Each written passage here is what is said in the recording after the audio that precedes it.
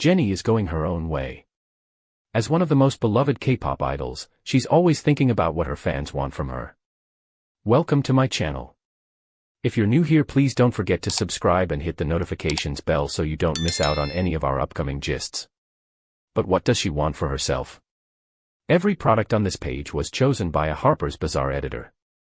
We may earn commission on some of the items you choose to buy. When Jennie steps out in public, it is practically an act of bravery. The mononymous global pop star, fashion icon, and, most notably, member of the record-shattering K-pop group Blackpink is so inundated with paparazzi at Fashion Week and obsessed over by fans it shows that even the most mundane aspects of her life can trigger international news cycles. The majority of her adulthood has been a commitment to country and fandom, so she's practiced in being observed. When she notices it, she sits up straighter, smiles a bit brighter, works a little harder. She can't place when that started happening exactly, but it's something she's learned she can turn on, especially when she performs. Anyone who meets me will say I'm so far from what I represent as me on stage, she says. I would never say that I'm lying there.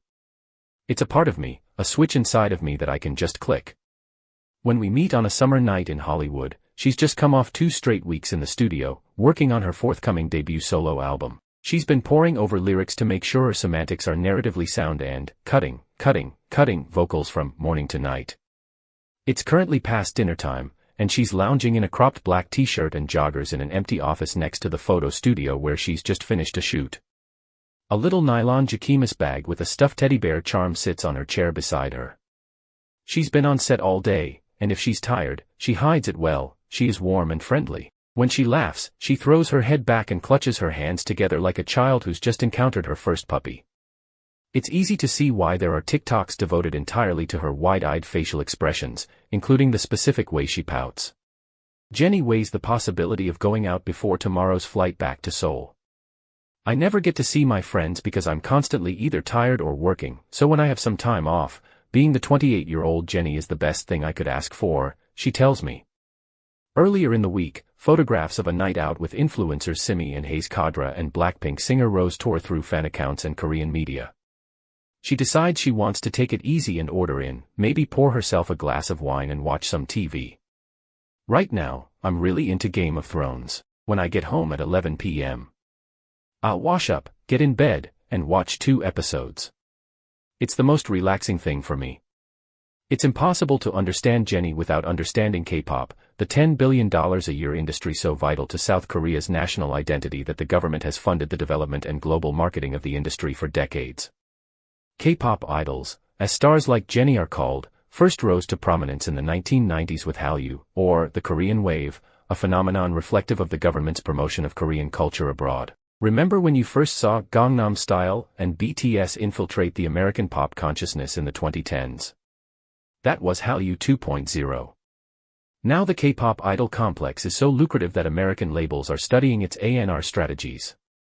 The idol economy is so massive that when BTS went on hiatus last year, Korea's GDP was projected to take a hit. Idol fandom is so rabid that options for merch range from life-size cutouts to sketches of the idol's handprints, so fans can touch palms with their favorite singer. The road to becoming an idol begins with auditioning for a spot at a label's training camp, a process that emulates some parts of Disney's 90s-era child star machinery, Lou Pearlman's boy band boot camps, and competitive pep squads and color guards. Once accepted, trainees juggle language classes, study etiquette and behavior, and abide by strict expectations around diet, exercise, beauty, and style, often for years, aiming to land on a new group's roster. The idols, in turn, act as cultural ambassadors of the Korean lifestyle and demeanor. Their positive representation of the country is as crucial as the fandom or music itself. Personal goings-on are secretive and private, as intensely guarded as the crown jewels. Romantic relationships and smoking are not allowed, partially because they're a distraction, partially because they might impede a fan's ability to relate. Anyone who meets me will say I'm so far from what I represent as me on stage. It's a part of me, a switch inside of me that I can just click. A few days after Jennie and I meet, Blackpink releases a concert film and announces a 2025 world tour to coincide with the group's 8th anniversary with YG Entertainment, the powerhouse label also responsible for Psy and game-changing girl group 2NE1. Under YG, Blackpink has released 2 albums and a handful of EPs and singles, been the subject of at least 3 documentaries, and had its members' lives taped for a reality TV show. They saw record-breaking sales, charting positions, and video streams, culminating in what Jennie refers to as her career highlight, being the first K-pop group to headline Coachella in 2023. Blackpink's fame is such that privacy is a luxury and the tiniest bit of spontaneity from any member might become an incident. A recent clip of Jennie vaping indoors in Italy prompted an immediate formal apology statement from her reps. "What can I do? If Korean people think it's wrong, I've got to make up for it," says Jennie. She makes a point to see her fans' concerns from their perspective. "It's like, I get why you guys are upset. It's cultural, it's history. It's time. And I can't go against me." This is the dance Jennie is practicing now, balancing the magnitude and expectations of her fame with the earnest pursuit of self-discovery. She mentions going through mental and physical health struggles after years of touring and events with little privacy. "I was just like, I can't take this anymore." At the same time, she is visibly moved when discussing Blackpink's members and all that they've taught her, and shows a deep gratitude and softness for the fans, the Blinks, who have championed them over the years. While her solo album is a way of bringing myself to the world for the first time, she's already considering the reception to that vulnerability. "I don't want to lose their trust," she says. "It is so important for me to have my culture, and everyone around the world, love me." She turns introspective, as if hyping herself up. "You should be you. It might not seem as glamorous as who you were," she says. The thought shifts into an affirmation. Blackpink Jennie will always be a part of me, but you will also get to experience this new side. Blackpink Jennie will always be a part of me, but you will also get to experience this new side. Jennie's early years were spent in the affluent Cheongdam-dong neighborhood of Seoul, until a picturesque holiday in New Zealand with her mother changed everything. Her mom asked the then 10-year-old if she'd like to go to school in Auckland. Enamored by the beauty and peaceful energy of the country, she said yes and spent the next 4 years living at a homestay and attending school on a sprawling green campus near the ocean. In the documentary Blackpink, Light Up the Sky, Jennie reflects on how her studies fostered an appealing kind of independence, with classes that ranged from camping to music to art. Even if you're 10, you still got to make your own decisions. Videos from this time show her as a carefree girl playing games, running around a beach, and relying on her friends' help learning English. Her personal Instagram account, @JennieRubyJane, is a product of that era.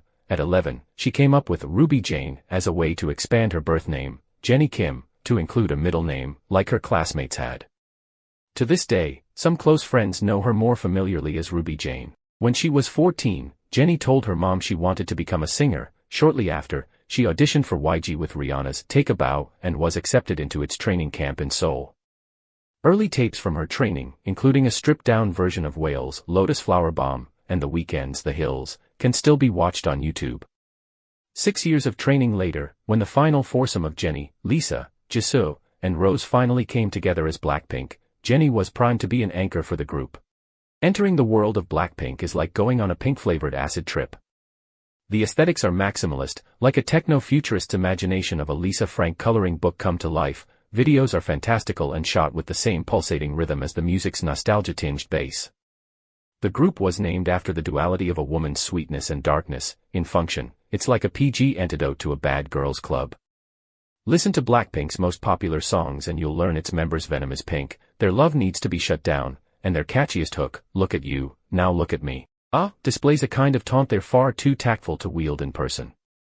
All of the girls in the group have a role. Jisoo is mature and restrained, Rose is gentle and soulful, Lisa is cheeky and jubilant, and Jennie is the coy assassin, a smoldering wild card with a delivery that could kill.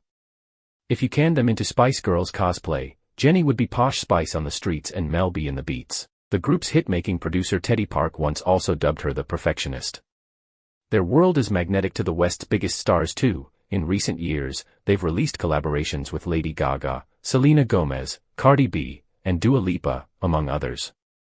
Harry Styles' mere attendance at a Blackpink show, and his subsequent follow of Jennie on Instagram, sparked fan rumors about possible chemistry between the two. When Taylor Swift saw them at the VMAs in 2022, a video of her singing along to the Pink Venom line, "Look What You Made Us Do," went viral. "I spent 6 years as a trainee. I was so focused on becoming a performer, I didn't really understand the meaning of becoming an artist." In 2018, Jennie took the first step toward going it alone. With the release of Solo, she became the first Korean female solo artist to top the global iTunes Songs chart. The video became the first by a Korean woman soloist to pass 1 billion views on YouTube. For her second single, You and Me, she enlisted Sailor Moon creator Naoko Takeuchi to create cover art and aesthetics. And this year, Jennie collaborated on Slow Motion, a one-off single from Matt Champion's, formerly of Brockhampton, solo album. The quiet ballad shows Jennie at her softest, a possible sign of where she's heading next. Champion says that collaborating with Jennie felt easy, even as she was trying something new. I wasn't sure how much she had used her voice like that, but she sounded incredible. Deb Never, a friend and fellow musician, echoes Champion, noting Jennie's versatility as a key to her success. She tells me that Jennie's most impressive trait is the way she holds two opposing versions of herself at once. After they first met, it took Deb 2 weeks to even realize that her new friend Jennie was the Jennie from Blackpink. She's shy and really humble and very sweet, she says. And then as soon as it comes to music and how she performs, it's this flip side, this opposite person where it's like in your face and very outspoken. It's not like she's acting. It's being able to let out a whole other side of you that you don't get to in real life. There's a vulnerability in that. Alaya short-sleeve bodysuit, skirt, gloves, and pumps. Watch enough of Jennie's videos and you'll notice her dripping in Chanel's double CS and signature tweeds. Some fashion bloggers have even taken to calling her the human Chanel. She began working with the brand when Karl Lagerfeld was still alive.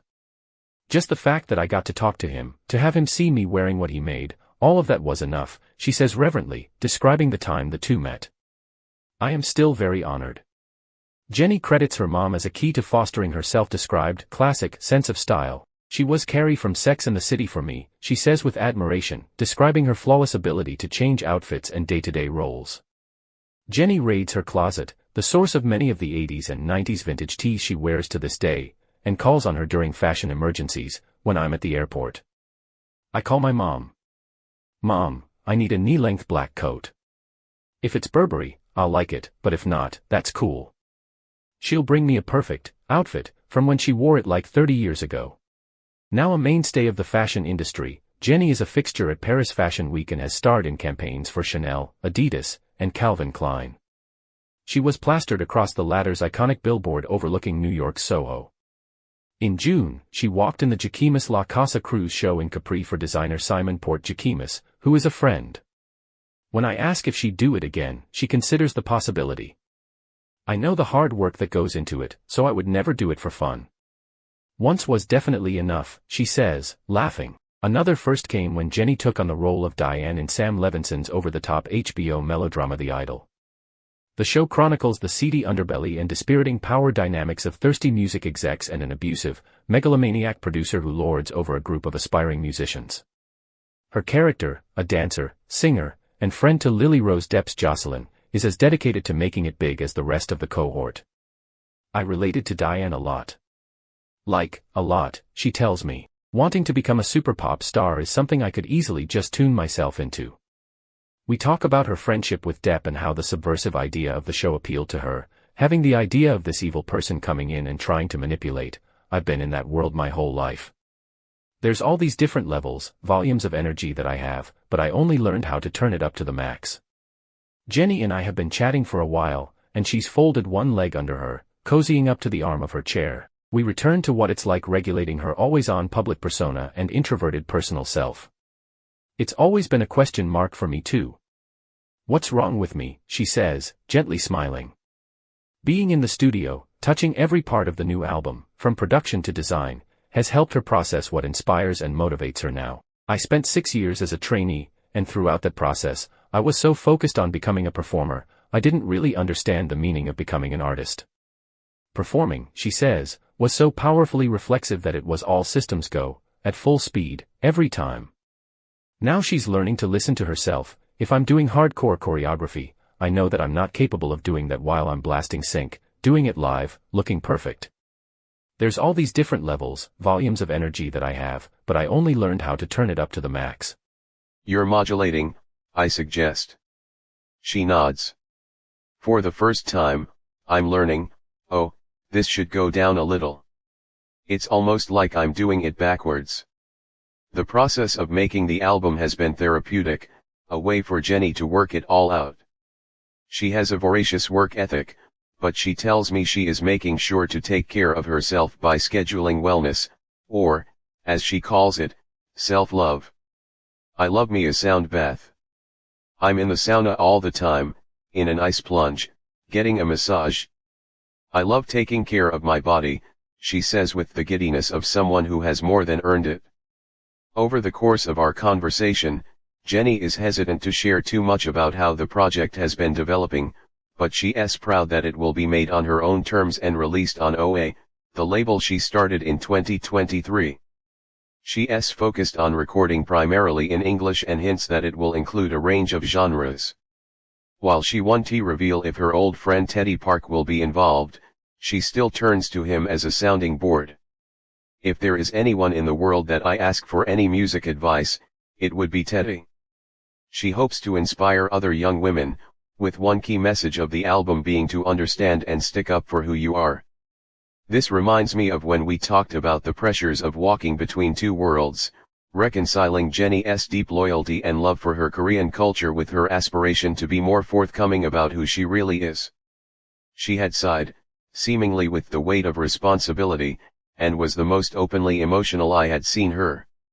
I believe that I have learned, she said. I have gained the trust from people to kind of break those boundaries and just open that little gap for our culture. Please let us know what you think in the comments section below. Don't forget to like, subscribe and hit the bell icon for more interesting gossip.